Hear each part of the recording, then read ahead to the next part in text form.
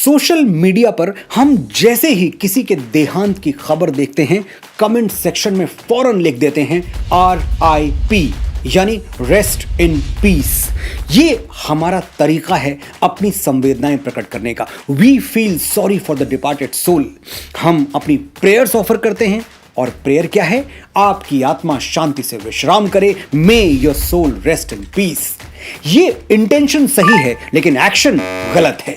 किसी हिंदू की मृत्यु पर RIP लिखना उतना ही गलत है जितना कि उसे मुखाग्नि न देकर दफना देना। मैं एक हिंदू हूं, मेरा अधिकार है कि पंच तत्व से बने मेरे शरीर को मृत्यु के बाद चिता की अग्नि में स्वाहा कर दिया जाए। मैं कभी नहीं चाहूंगा कि मुझे कॉफिन में रखकर जमीन में गाड़ा जाए। जितनी बार हम किसी हिंदू या सनातनी की तस्वीर के नीचे RIP लिखते हैं, जाने अनजाने हम उसके उचित अंतिम संस्कार का तिरस्कार करते हैं, उसे अपमानजनक विदाई देते हैं। किसी दिवंगत हिंदू के लिए RIP लिखना क्यों गलत है? और यह गलत है तो फिर सही क्या है? सिर्फ 1 मिनट मुझे ध्यान से सुनिए, आपको सारे उत्तर मिल जाएंगे। RIP लिखने की परंपरा इस्लाम और क्रिश्चियनिटी से आती है। वो कयामत के दिन में विश्वास करते हैं, जिसे रोजे महशर या जजमेंट डे भी कहा जाता है। क्या होगा उस दिन? सारे मुर्दे जाग उठेंगे और खुदा उनका इंसाफ करेगा।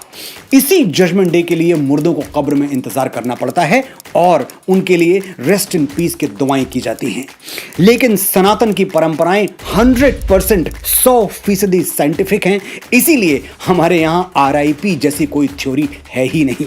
भगवान श्री कृष्ण भगवद गीता के अध्याय 2 श्लोक संख्या 22 और 23 में कहते हैं, वासांसि जीर्णानि यथा विहाय नवानि गृह्णाति नरो पराणि तथा शरीराणि विहाय जीर्णान्यन्यानि संयति नवानि देहि नयनम छिन्दन्ति शस्त्राणि नयनम दहति पावकः न चैनम क्लेदयन्तापो न शोषयति मारुतः।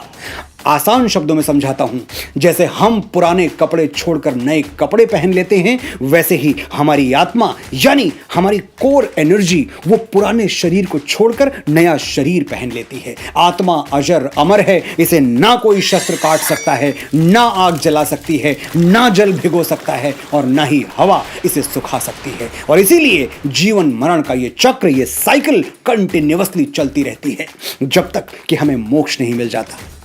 आपने ध्यान दिया होगा, मैंने आत्मा को एनर्जी कहा। क्यों कहा? समझाता हूं। आत्मा पर एग्जैक्टली वही साइंटिफिक लॉज अप्लाई होते हैं जो एनर्जी पर।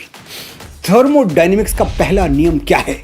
Energy can neither be created nor destroyed but can only change form, यानी ऊर्जा को न बनाया जा सकता है न मिटाया जा सकता है, बस इसे एक रूप से दूसरे रूप में परिवर्तित किया जा सकता है। श्री कृष्ण ने हजारों साल पहले यही बात कही थी, लेकिन हम अपनी आदत से मजबूर हैं। हम तब तक नहीं मानते जब तक कोई विदेशी न बोल दे। 19वीं सदी में जर्मन और ब्रिटिश साइंटिस्ट ने एनर्जी के बारे में वही थ्योरी दी जो 5000 वर्ष और 1 युग पहले कुरुक्षेत्र के मैदान में भगवान श्री कृष्ण आत्मा के बारे में दे चुके थे। ना कोई भाई, न बेटा, न भतीजा, न गुरु, एक ही शक्ल उभरती है हर आईने में। आत्मा मरती नहीं, जिस्म बदल लेती है। धड़कन इस सीने की जा छुपती है उस सीने में।